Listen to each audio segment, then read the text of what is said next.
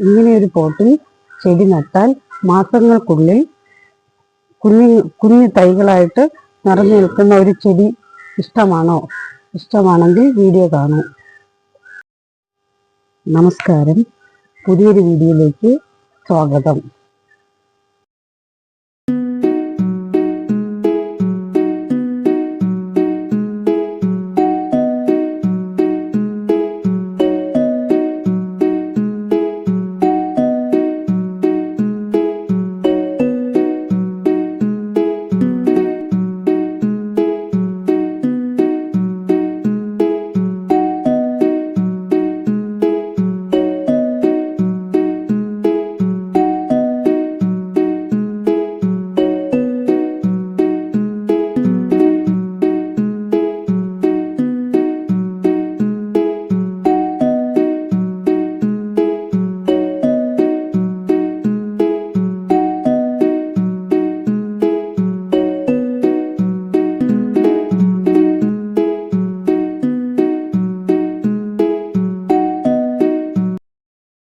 ഇന്നത്തെ വീഡിയോയിൽ നമ്മൾ കാണാൻ പോകുന്നത് വളരെ എളുപ്പത്തിൽ വളരുന്ന സ്പൈഡർ പ്ലാന്റ്.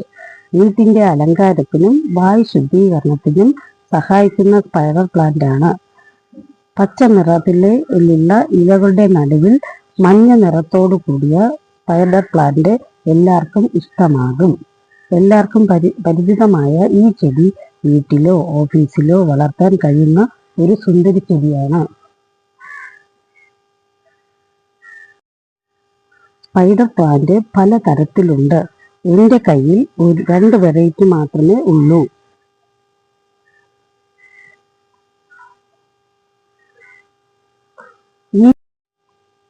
ഈ ടൈപ്പ് സ്പൈഡർ പ്ലാന്റുകൾ നട്ട് കുറച്ച് ദിവസം കൊണ്ട് ഇത് നല്ല പുഷ്ടിയായി വളരുകയും ചെറിയ തൈകൾ മുളപ്പിച്ച് വരികയും ചെയ്യും.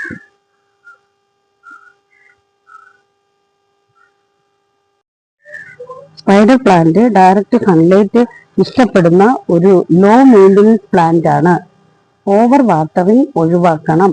ഡ്രെയിനേജ് ഹോളുള്ള ഹോട്ട് തിരഞ്ഞെടുത്ത് വേണം ചെടികൾ നടാൻ. 2 മുതൽ 3 ആഴ്ചയ്ക്കുള്ളിൽ റൂട്ട് ഡെവലപ്പ് ചെയ്യും.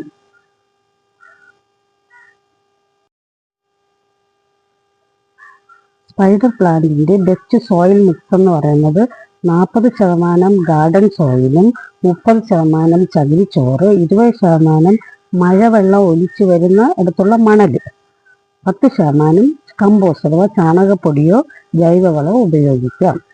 റൂട്ട് പെട്ടെന്ന് വളരാനും പ്ലാന്റ് ബുഷിയായി വരാനും സഹായിക്കുന്നു.